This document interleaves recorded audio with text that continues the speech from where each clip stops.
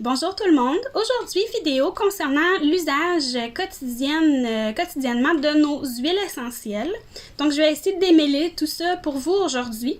Souvent, les gens sont mélangés, donc comment j'utilise mes huiles essentielles, de quelle façon pour tel type de problématique que je veux aller aider, etc., etc. Donc, si vous êtes perdu un petit peu là-dedans, je vais essayer de démêler ça pour vous aujourd'hui dans une courte vidéo. Donc, la première utilisation qu'on fait de nos huiles essentielles, peu importe la compagnie avec laquelle on achète nos huiles essentielles, c'est vraiment de façon aromatique.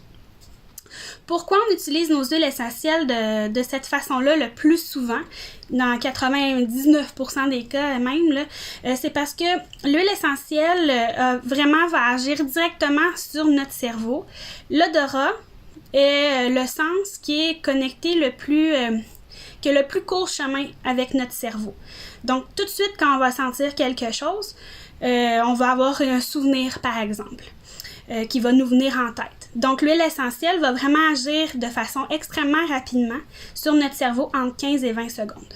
Il faut savoir aussi que l'huile essentielle va agir sur notre cerveau reptilien ou le système limbique, donc où est-ce que tout gérer nos émotions. Puis avec ça, c'est connecter nos souvenirs, etc., mais vraiment, elle va agir directement sur le système limbique pour aller essayer de nous calmer, par exemple, de nous motiver, de nous recentrer. Donc, c'est de cette façon-là qu'on utilise nos huiles essentielles le plus souvent. La façon de l'utiliser de façon aromatique, vous pouvez prendre, par exemple, une pierre de lave, puis mettre quelques gouttes sur votre pierre de lave. Il y en a sur des bracelets, des colliers.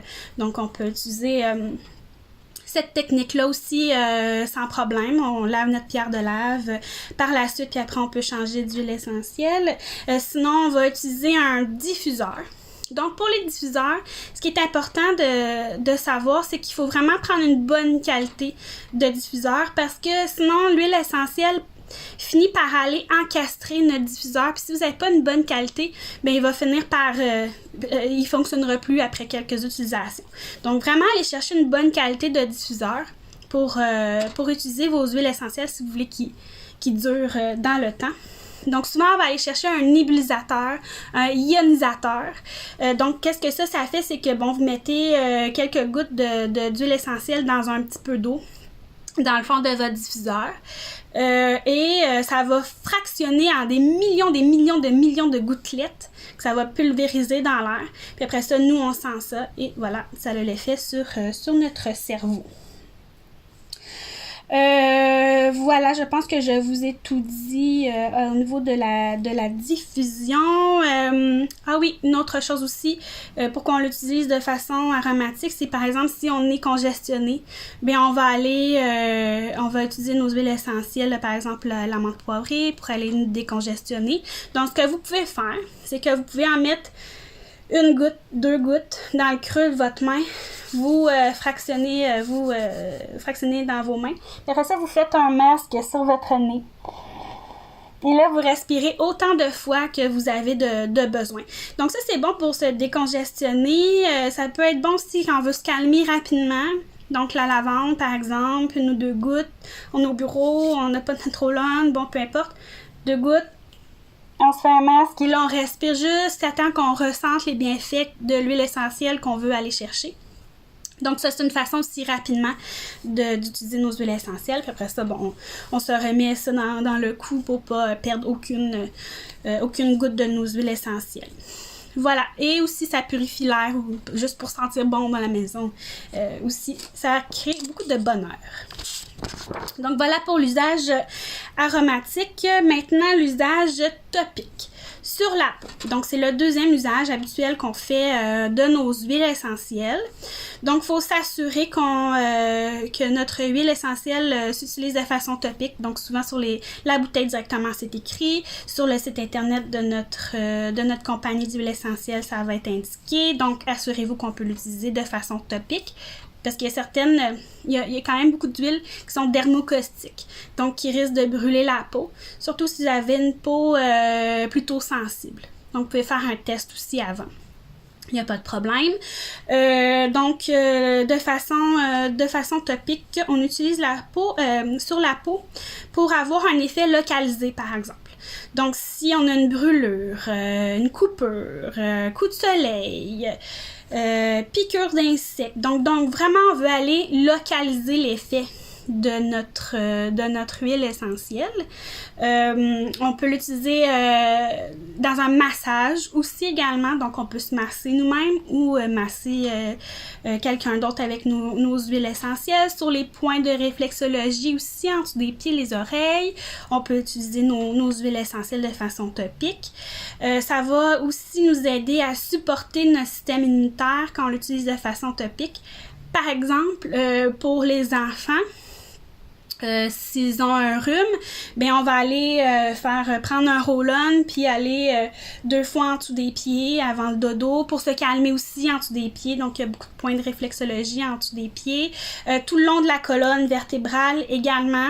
Donc, on y va de haut en bas avec un roll-on. Donc, c'est de cette façon-là qu'on va l'utiliser topique. Pour la dernière chose que je voulais vous parler au niveau de l'usage topique, non, 2 choses, excusez-moi, c'est qu'on va aller, si on a besoin de diluer notre huile essentielle, j'aime pas vraiment le terme diluer, c'est ça qui est utilisé un peu partout dans la littérature au niveau des huiles essentielles, mais ça va pas aller diluer son effet.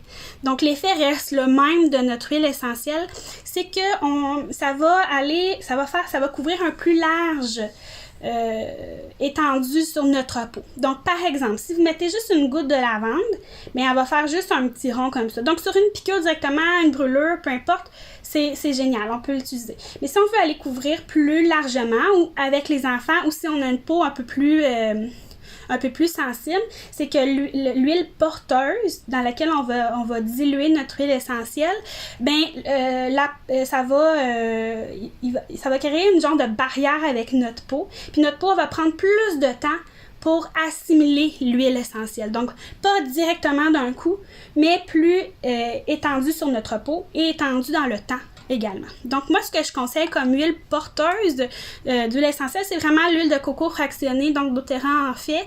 Sinon, vous pouvez l'acheter un peu partout, ça se vend un peu partout. L'huile de coco fractionnée, c'est qu'on va aller enlever l'odeur de coco. Donc, la molécule dans l'huile de coco, là, par exemple, l'huile qu'on utilise pour cuisiner, c'est pas celle-là. C'est vraiment l'huile de coco fractionnée. L'odeur de coco est enlevée de ce produit-là. Et la peau adore cette huile-là. Donc, cette huile porteuse-là, c'est vraiment l'idéal pour mélanger nos huiles essentielles. Sinon, il y a l'huile de nègre, l'huile d'amande douce. Donc, l'huile porteuse que vous avez à la maison peut faire l'affaire aussi pour utiliser vos huiles essentielles. Crème neutre également.